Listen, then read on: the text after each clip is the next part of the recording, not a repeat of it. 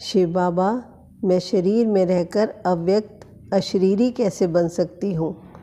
जब दुनिया बार बार व्यक्त जगत में खींचे देवभान में आ जाते हैं और श्रीमत है कि देही अभिमानी बनो, तब बाबा क्या मार्ग दिखाते हैं, जानिए इस अद्भुत वार्तालाप रूरेहान में। शिव बाबा के साथ एक अद्भुत वार्तालाप। बीके, बाबा, मैं शरीर में रहकर अव्यक्त कैसे बन सकती हूँ? ये दुनिया के बंधन, विचार और दिन प्रतिदिन की चुनौतियाँ मुझे बार बार व्यक्त रूप में खींचती हैं। बाबा, आप ही बताओ इसका रास्ता क्या है?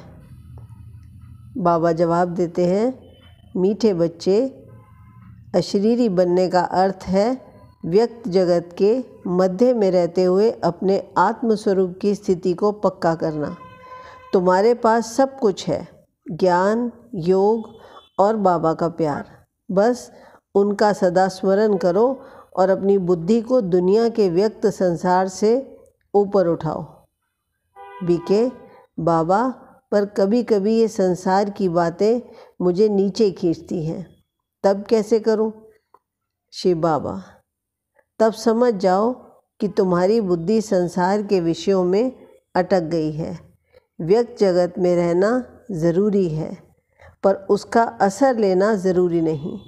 जब तुम्हें लगे कि तुम्हारा मन भटक रहा है, तब सीधा बाबा के पास आ जाओ। कहो, बाबा, मैं आपके पास सलाह लेने आई हूँ। तुम देखोगे कि तुम्हारा मन और बुद्धि तुरंत अव्यक्त अशरीरी स्थिति में आ जाएंगे। बाबा, ये अव्यक्त स्थिति के लिए मुझे क्या करना चाहिए? मीठे बच्चे, योग में एकाग्रता हो। अपने आप को बस आत्मा समझकर मेरे साथ बैठो। फिर दिन भर एक अभ्यास रखो, मैं आत्मा इस शरीर में मेहमान हूँ और मेरा असली घर मेरे बाबा के पास परमधाम है।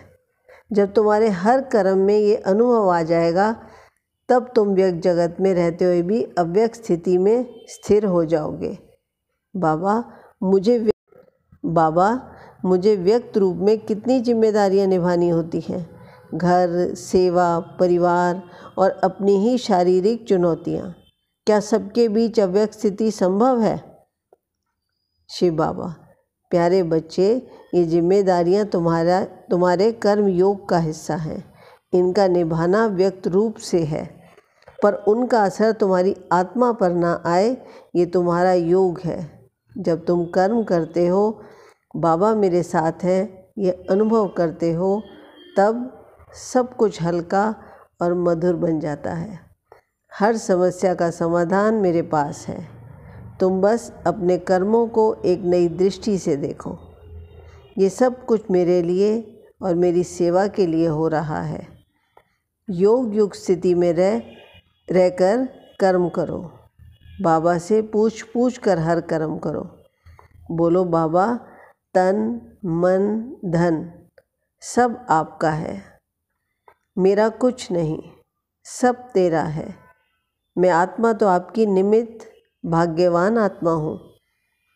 अब क्या करूँ बाबा? बाबा, ये बातें तो सच में मेरे मन को शांति दे रही हैं, पर अव्यक्त स्थिति का एक अनुभव मुझे अभी कराइए। मेरे मीठे बच्चे, आंखें बंद करो, मुझे अपने सामने देखो। मैं तुम्हारे मस्तक पर शांति का तिलक लगा रहा हूँ।